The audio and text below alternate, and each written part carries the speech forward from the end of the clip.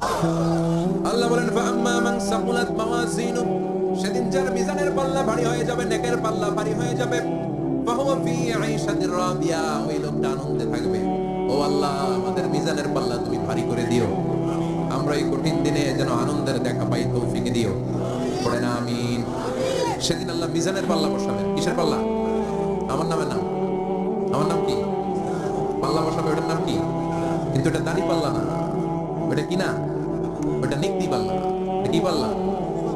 স্বর্ণকার কেউ আছেন? স্বর্ণের দোকানে চাকরি করে দিকে কেউ আছে? নাই।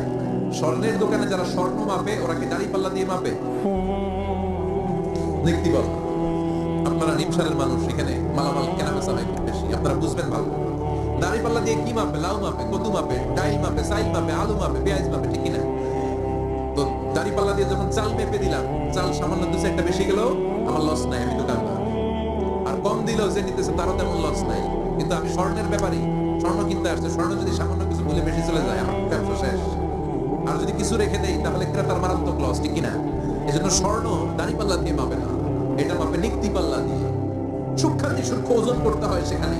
এক কণা স্বর্ণ বেশি হয়ে গেলে দাম বেড়ে যায়, এক কণা কমে গেলে দামও কমে যায়, ঠিক কিনা? আল্লাহ যে মিজান, মিজান আমরা বলি যে মিজানের পাল্লা, এটার মিজান শব্দের বহু বচন হচ্ছে মাওয়াজিন। ফাআম্মা মান সাকুলাত মাওয়াজিনু, সেদিন যার মিজানের নেকের পাল্লা ভারী হয়ে যাবে, ফাহুয়া ফি আইশাতির রাদিয়া, তার আনন্দ আর দেখে কে? তার আনন্দ আর দেখে কে? সামনে থেকে এসে তাকে ডান হাতে আমল, সেদিন যাদের মিজানের পাল্লায় নেকের পাটটা ভারী হয়ে যাবে, তাদেরকে সামনের দিক থেকে এনে ডান হাতে আমলনামা দেয়া হবে। আল্লাহ, সেই কঠিন দিনে আমাদের বাচ্চাদের কেউ নাই, তুমি আমাদের সময়ের ডান হাতে আমলনামা দিয়ে দিও, আমাদের হিসাবটারে তুমি সহজ করে দিও। পড়লে বাঁচার উপায় আছে। বিষ্ণু বলেছেন মান নুকিশা উযিবা, যার বিচার আল্লাহ সেদিন করবেন, তার সেদিন তার খবর আছে, তার বাঁচার কোনো সুযোগ। পাল্লা ভারী হয়ে যাবে, তার আনন্দ আর দেখে কে? তার আনন্দ আর দেখে। আর যার মিজানের পাল্লা হালকা হয়ে যাবে, নেকের পাল্লা হালকা হয়ে যাবে, বদের পাল্লা ভারী হয়ে যাবে, তার সেদিন বাঁচানোর কেউ নাই। আছে? চিল্লায় বলে وَأَمَّا مَنْ أُوتِيَ كِتَابَهُ وَرَاءَ ظَهْرِهِ فَسَوْفَ يَدْعُو ثُبُورًا, সেদিন যাদের মিজানের পাল্লা হালকা হয়ে যাবে, তাদেরকে ডান হাতে আমলনামা দেয়া হবে নাকি? তাদেরকে পেছন দিক থেকে এনে বা হাতে দেয়া হবে। আমরা আমলনামা কোন হাতে চাই? যাদেরকে বা হাতে দেয়া হবে ওদের চিৎকার, আর আমাদের হবে ইনশাআল্লাহ সেদিন আনন্দ, ঠিক কিনা? দুনিয়ার বুকে কষ্ট করে যান, আখিরাতে আনন্দ আছে না নাই? আর দুনিয়ার বুকে মौज মাস্তি করে যায়, দাপট দেখায়, আখিরাতে তাদের জন্য শাস্তি আছে না নাই? বা হাতে আমলনামা দেয়া, তখন তারা মৃত্যুকে ডাকবে। আল্লাহ বলবে তোর আমলনামা তুই পড়। কি কর? আমলনামা পড়া ছাড়া কোনো গতি নেই। কোরআনও শুরু হয়েছে ইকরা দিয়ে। কি দিয়ে? ইকরা মানে কি? পড়ো। আবার আখিরাতের কিতাবও শুরু হয়েছে ইকরা দিয়ে। ইকরা মানে কি? পড়ো। তাহলে এই মুমিনের কাজ হচ্ছে খালি পড়া।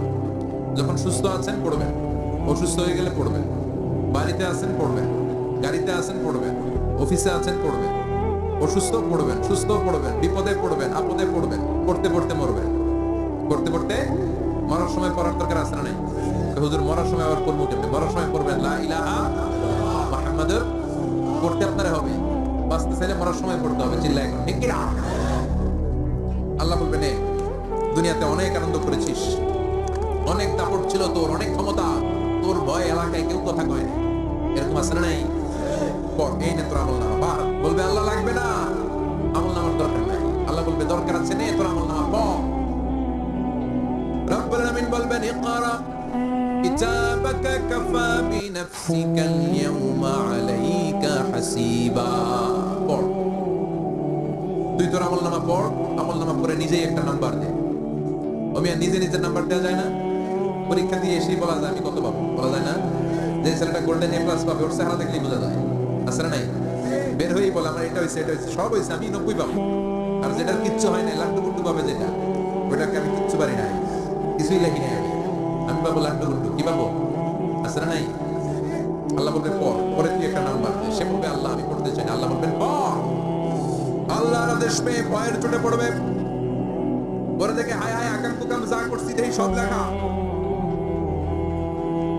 সব লেখা, একটাও বাকি নেই। কারণ আল্লাহ বলেছেন ফামাইয়া আমাল মিসকালা যাররাতিন খাইরান ইয়ারা ওয়া মাইয়া আমাল মিসকালা যাররাতিন, যাররা যাররা